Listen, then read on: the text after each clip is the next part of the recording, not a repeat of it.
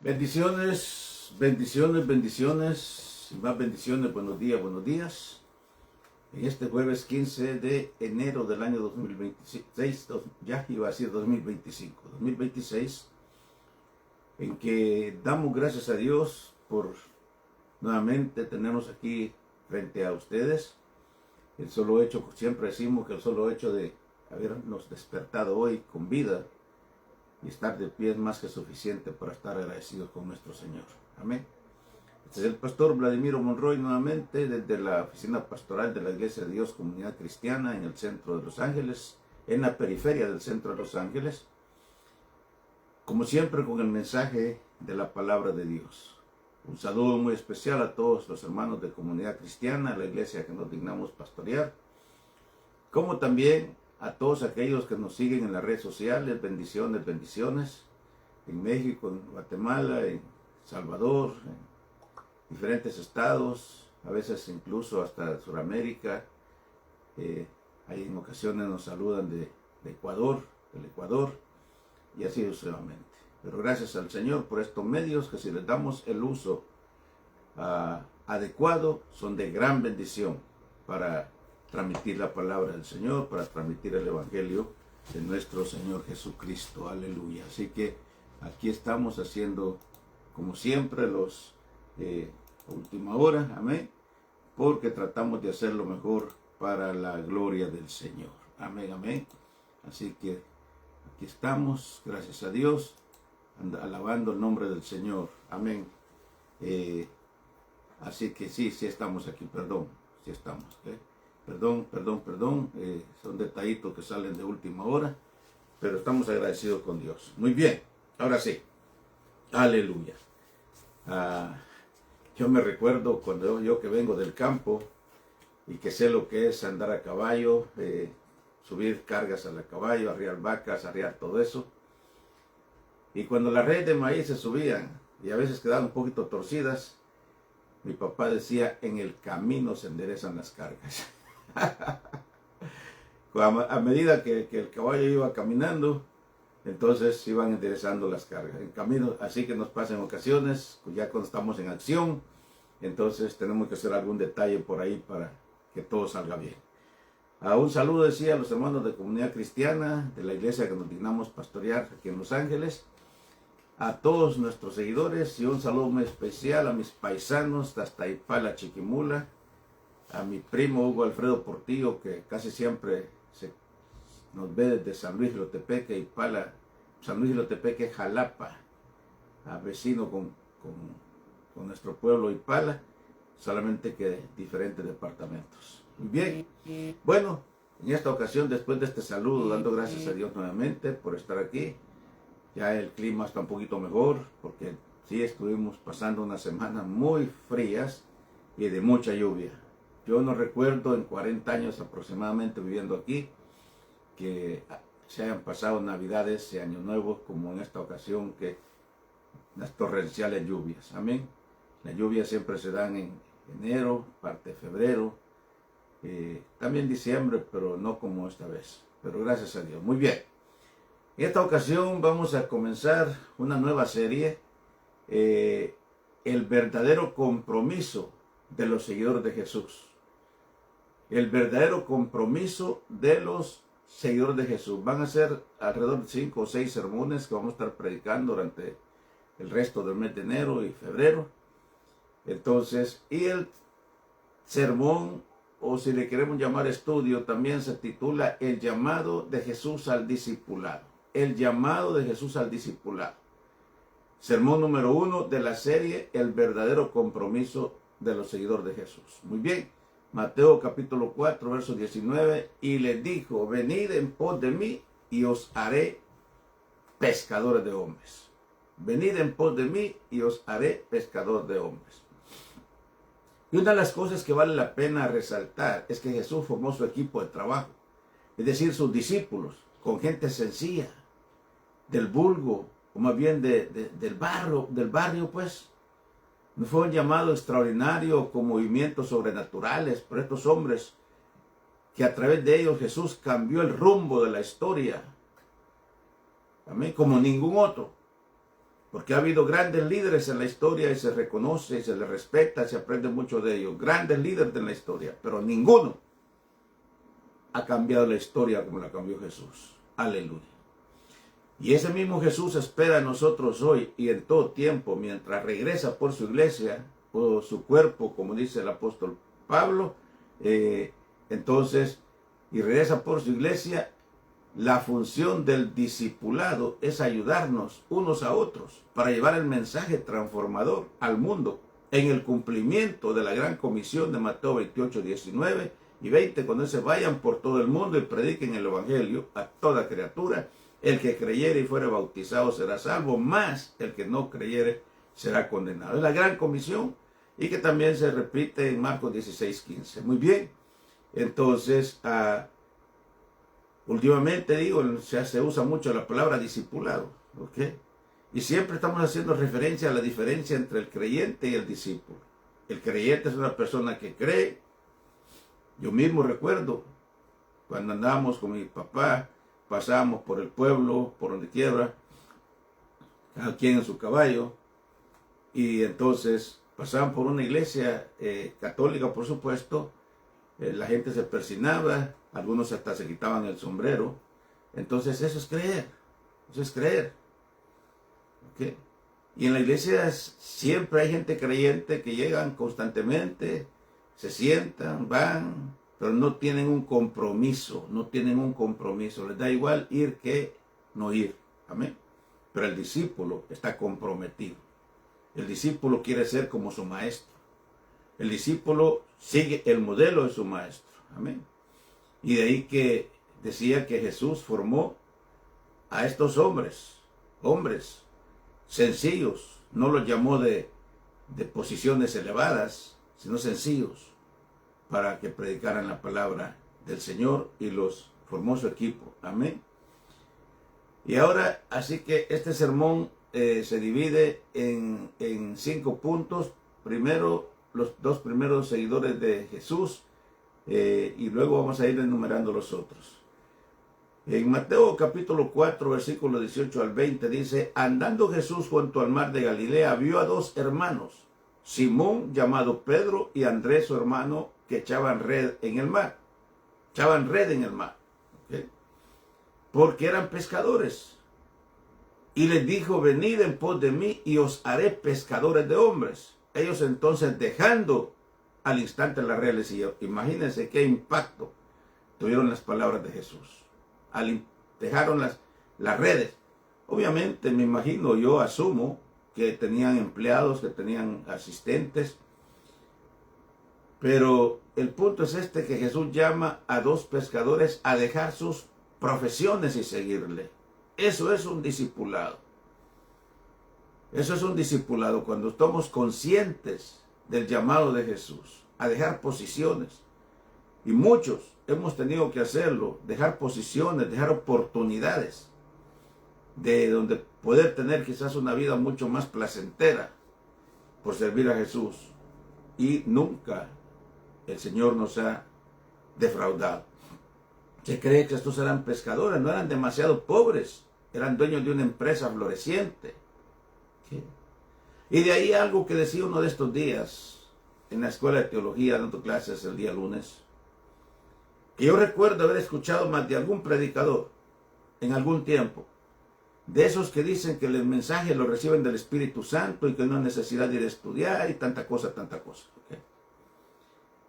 Como 2 veces escuché que decía alguien predicando como Pedro, que no sabía ni la hora por lo redondo. Ese es un insulto, es una mentira, una blasfemia para el apóstol Pedro. Porque aquí estamos viendo que tenían una empresa floreciente. Los judíos a la edad de 12 años, los niños ya tenían que saber toda la ley, la Torá, qué sé yo. ¿Qué? Ahora, que Pedro no haya tenido la capacidad de Pablo o de Lucas, por ejemplo, es diferente. Pero no era un ignorante tampoco. ¿Okay? Pero estos estuvieron dispuestos a dejar su profesión. Y de seguro la dejaron en manos de sus empleados, de sus seguidores, de sus asistentes. Porque obviamente De algo tenían que comer ellos y su familia, pero dejaron todo. Pero al llamado de Jesús, venid en pos de mí y os haré pescadores de hombres, ellos inmediatamente dejaron sus redes, dice, y le siguieron. Y eso es maravilloso. Repito, eso es un compromiso. Eso es no solamente creer, sino un compromiso. Y es la gente que se necesita en las congregaciones. Gente comprometida. Gente que ande viendo a ver en qué puede ayudar, qué se necesita. Siempre hay en la iglesia más de alguien, ¿verdad?, que anda buscando ver en qué puede servir. Como cuando saludamos a una persona, le decimos a sus órdenes para servirle. Entonces, pero el creyente no. El creyente más quiere beneficiarse. Beneficiarse sin dar nada a cambio. Amén. Pero, y aquí el segundo punto dice otros que se suman al llamado. Y vemos en Mateo capítulo 4, versos 21-22, dice, pasando de ahí vio a otros dos hermanos, Jacobo, hijo de Zebedeo, y Juan, su hermano, en la barca con Zebedeo, su padre, que remendaban sus redes, y los llamó. Y ellos, dejando al instante la barca, y a su padre le siguieron. ¡Wow! Repito, el impacto de las palabras de Jesús. Dejando la barca y a su padre, le siguieron. Es que, obviamente, no está hablando de cualquier hombre, estamos hablando de Jesús, el Hijo de Dios. El hombre, como decíamos, cambió la historia para siempre. Amén. Y más adelante ve también a Jacobo, hijo de Zebedeo, dice, que pescaban junto a su padre, ya lo vimos, ¿verdad? Ante el impacto del llamado, estos jóvenes le siguieron dejando a su padre con la barca. Y su padre no protestó. Vayan, me imagino que les dijo, vayan. Es que el seguir a Jesús implica dejarlo todo. No se ve tampoco un reclamo de Zebedeo al ver partir a sus hijos, de ninguna manera. Entonces, lo mismo pasó con la mujer samaritana al encontrarse con Jesús en el pozo de Samaria. La samaritana dejó su cántaro y fue corriendo a dar la noticia de su encuentro con Jesús. Una vez más, una mujer impactada por las palabras de Jesús. Otro caso, vemos el ciego Bartimeo, dejó su carpa para seguir a Jesús y luego recobró la vista. Entonces, eso es, repito, y eso es lo que necesitamos hoy día. Impactar en el mundo, ser personas de impacto en el mundo. Y eso es una de nuestras peticiones en la iglesia siempre. Los días martes que tenemos estudio discipulado y peticiones, oración y peticiones. Dentro de nuestras peticiones está ser una iglesia de impacto. Amén. Así que el llamado de Mateo a un publicano, la pregunta a los fariseos, es el tercer punto. Y ahora vemos nosotros que dice, pasando Jesús de ahí, vio a un hombre llamado Mateo que estaba sentado en el banco de los tributos públicos y le dijo, sígueme. Y se levantó y le siguió. Otro. Aquí no estamos hablando de un pescador ni de pescador, estamos hablando de un empleado público. Tampoco era una persona ignorante, porque para que fuera un empleo público cobrador de impuestos, pues tenía que saber por lo menos algo de matemática, ¿no? Algo de contabilidad. Y entonces, y aconteció que estando él sentado en la mesa en la casa, he aquí que muchos publicanos, pecadores que habían venido, se sentaron juntamente a la mesa con Jesús y sus discípulos. Esto ya estando en la casa de Mateo. Y cuando vieron esto, los fariseos dijeron a los discípulos, ¿por qué come vuestro padre con los publicanos y pecadores? Y al oír esto, Jesús les dijo, los sanos no tienen necesidad de médicos, sino los enfermos. Id pues y aprended lo que significa misericordia quiero y no sacrificio. Porque no he venido a llamar otra vez a justos, sino a pecadores al arrepentimiento. Entonces, no he venido a llamar a justos, sino a pecadores al arrepentimiento. Yo decía, le digo a las personas que la iglesia es el hospital del alma. Vamos a un hospital, en busca de un médico cuando nos sentimos enfermos, físicamente. Pero el doctor no nos va a curar el alma. Pues entonces la iglesia es el hospital de las almas. Amén. Y de ahí la importancia de congregarnos, la importancia de asistir. Hay gente que dice, yo creo en Dios, yo aquí le pido a Dios y aquí me escucha. Eso no tiene discusión. porque Dios está en todas partes. Dios es omnipresente, eso que está encima de todo. Pero, claro, hay dos tipos de oración, la oración privada y la oración congregacional. Nosotros podemos, claro, si estamos en nuestra casa, tener nuestro tiempo de devocional, orar a Dios, leer la palabra en privado. Pero también nos habla la palabra de congregarnos, de asistir a una congregación, de ser parte de una congregación. Yo no discuto eso, ya decía, que Dios está en todas partes. Y aún en la iglesia, en el templo. Cuando nos arrodillamos al llegar al templo, nos arrodillamos con reverencia. O pasamos al altar, a la hora del llamamiento. Y estamos ahí orando, es una oración privada, solamente Dios y nosotros. ¿Sí? Pero también la oración congregacional, la oración, la alabanza congregacional. Y el ser humano necesita ser parte de algo. Siempre ponemos el ejemplo, por ejemplo, los futbolistas, su vida es el equipo, dan su vida por el equipo. ¿Okay?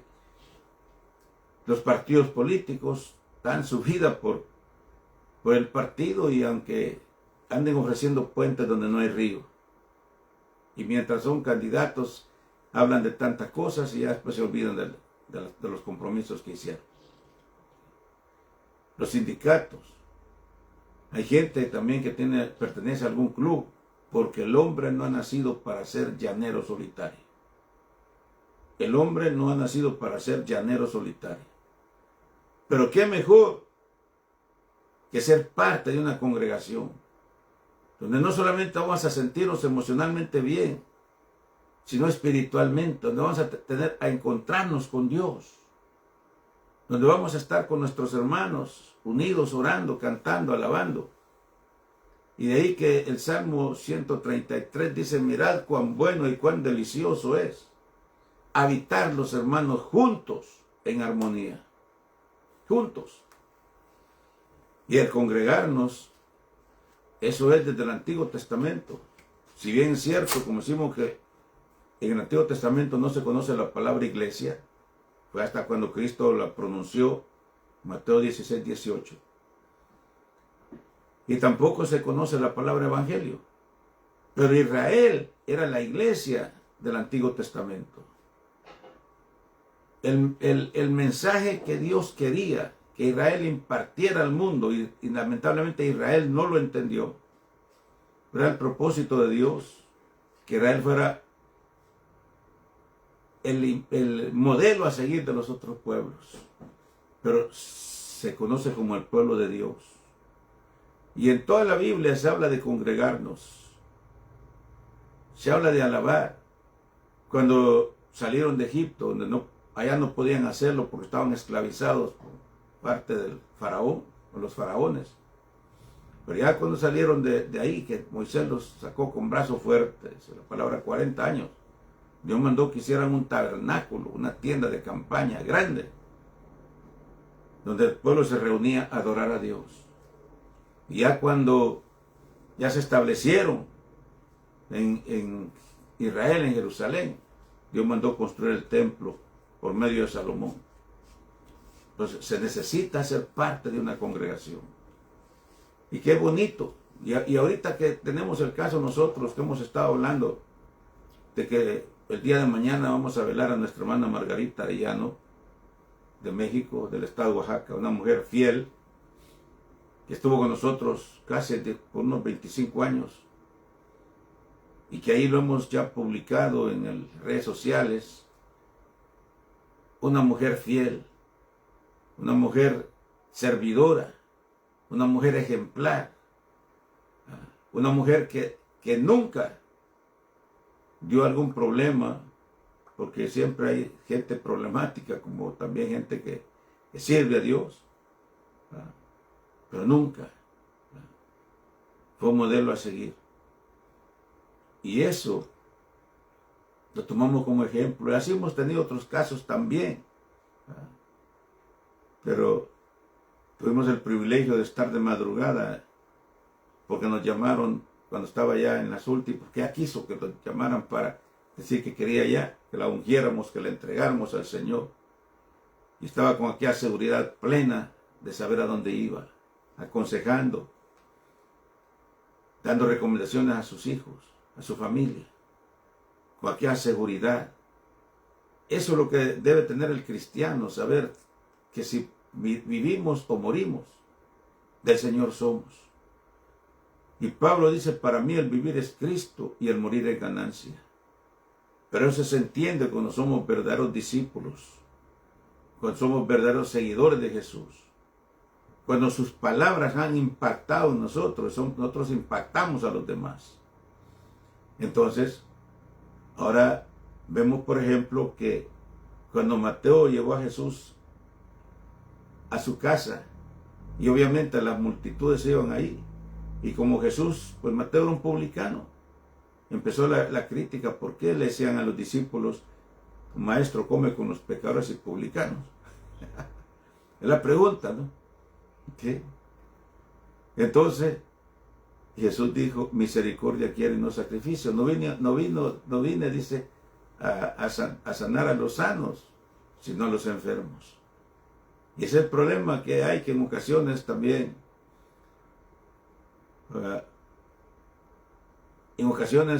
tenemos de alguna manera que mezclarnos. En el mundo, Cristo dijo, en el mundo están, mas no son del mundo, pero no para pertenecer al mundo, sino para entrarnos, para relacionarnos con la gente y llevar la palabra, el mensaje de Jesús. ¿Okay? Lamentablemente no toda la gente lo entiende, porque con cualquier cosa nos escandalizamos. Con cualquier cosa nos escandalizamos, ¿no? Entonces, pero Mateo era un publicano cobrador de impuestos que trabajaba para el gobierno romano. Y el trabajar para el gobierno romano le daba un fuerte nivel de vida, pero eran odiados y considerados traidores. O sea, eran judíos, pero trabajaban para el imperio romano, vivían una vida bien. Buenos ingresos, buenos salarios, beneficios, me imagino que jubilaciones, retiros. Pero eran odiados por los judíos. Y entonces, y de ahí que Jesús no le importó que lo criticaran. Él entró a la casa de un publicano, entró a la casa de un pecador. Más que cobradores, se les consideraba traidores porque le pagaban al César lo que era y la ganancia era de ellos. O sea, en otras palabras, como Roma era el que gobernaba en ese Israel, entonces, y estos trabajaban para el gobierno romano. Entonces los verdaderos judíos, los verdaderos nacionalistas los consideraban traidores porque se vendían al imperio. ¿Sí?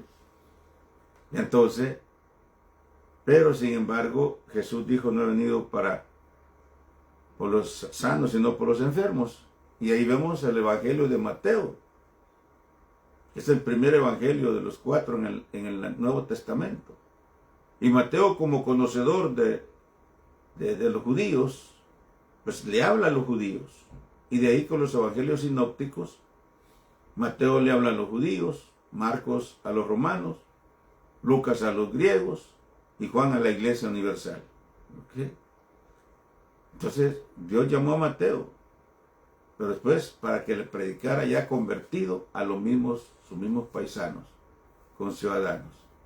Entonces Mateo, al impacto, al llamado de Jesús, dejó la mesa, su negocio, no le importó el salario que devengaba y siguió a Jesús. A ti que no te importe dejar lo que tengas que dejar por seguir a Jesús. Repito, hemos tenido oportunidades, quizás de dirigir una empresa, quizás de manejar una empresa. Hemos tenido oportunidades en el pasado, ya en el ministerio. ¿Okay? En nuestro país teníamos negocios, hay gente que nos conoce y sabe. ¿Okay? Que teníamos negocios. Aquí también recién llegados también establecimos un negocio y nos iba bastante bien. Pero ya teníamos la obra del Señor, la iglesia, y no podíamos. Porque pues era imposible. Como pues tal vez si hubiéramos tenido en ese tiempo empleados o algo, pero en este tiempo nosotros lo hacíamos todo. Y entonces no podíamos atender la obra del Señor. Dejamos también eso por servir al Señor. ¿Okay? Y de ahí, pero el Señor nunca nos ha defraudado. Claro, no tenemos un nivel de vida como tuviéramos, dije, si hubiéramos seguido los negocios, las empresas. Pero Dios no nos ha fallado, porque Dios es fiel. Aleluya. Entonces no tenemos riquezas en esta tierra, hablando familiarmente, personalmente, pero estamos sembrando en el reino de los cielos, donde ni la polilla ni el orín corrompen, ni ladrones no minan ni hurtan, dice la palabra del Señor. ¿Okay? Entonces, así que eso es cuando realmente somos discípulos de Jesús, verdaderos seguidores de Jesús. Cuando entendemos, y Mateo al impacto, el llamado de Jesús, dejó la mesa. Lucas dice que luego de su llamado, Mateo invitó a Jesús y sus discípulos y les preparó un banquete. Es que, obviamente, repito, los publicanos eran odiados. Y de ahí el pasaje aquel del fariseo y el publicano en el templo, que mientras el fariseo se jactaba ahí orando con sus vestiduras falsas en el altar, gracias Señor, pues no soy como este publicano. Y el publicano, como no tenía boca con qué hablar, calladito, que dijo Jesús que el publicano había salido más justificado que el otro. Entonces, Mateo, sabiendo que Jesús era el Hijo de Dios, lo entendió, me imagino, lo entendió así. Y aparte había oído mucho, ya empezaba a oír de Jesús de ministerio.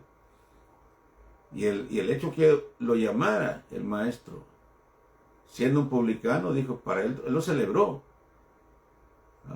A mí me ha tocado en ocasiones, tal vez ahí enfrente donde está el templo, ha habido alguna fiesta, algún cumpleaños, vecinos y nos han invitado. Y a mí me hubiera gustado estar, me gustaría estar ahí no emborrachándome, no participando, pero la crítica, por temor a la crítica. No, pues el pastor, miren dónde está, porque uno conoce a su gente. ¿Okay? Lo que he hecho es que les he mandado un saludo, un regalo. Porque a mí me gustaría, como repito, pero ya sé la reacción de algunas personas. Entonces, pero a Jesús no le importó la crítica. Y Mateo en agradecimiento lo invitó a su casa. La respuesta de Jesús fue que los sanos, decía, no tienen necesidad de médicos, sino los enfermos. El punto número 4 dice, Jesús seguido por multitudes y la toma de precauciones. Mas Jesús se retiró al mar con sus discípulos y le siguió una gran multitud de Galilea y de Judea y Jerusalén, de Idumea, del otro lado del Jordán, de los alrededores de Tiro y Sidón. Oyendo cuán grandes cosas había, grandes multitudes vinieron a él y dijo a sus discípulos que le tuvieran siempre lista la barca a causa del gentío, dice la gente, para que no le oprimiesen, porque había sanado a muchos de manera que por tocarle cuantos tenían plagas caían sobre él, y los espíritus inmundos al verle se postraban delante de él y daban voces diciendo, tú eres el Hijo de Dios, mas él les reprendía mucho para que no le descubriese. Jesús tenía sus razones porque él no quería, porque todo en su tiempo, todo en su tiempo. Entonces a Jesús le seguían grandes multitudes cerca del mar de Galilea, desde lugares distantes. Y luego lo seguían tanto no por su mensaje, sino por los milagros que realizaba. Y se postraban delante de él y daba voces diciendo, tú eres el Hijo de Dios. Y también dentro de la multitud se filtraban personas con espíritus inmundos, y estos al verle se postraban delante de él. Daban voces diciendo, tú eres el Hijo de Dios, pero no era porque realmente le quisieran seguir, sino era para confundir a la gente. Jesús rápido les identificaba y los reprendía. El fin de ellos era despojar a Jesús de su poder. Eso era lo que el diablo quería. Infiltrarse. Entonces, y vemos el punto número 5, dice Jesús empodera a sus discípulos. Después subió al monte y llamó así a los que él quiso. Y vinieron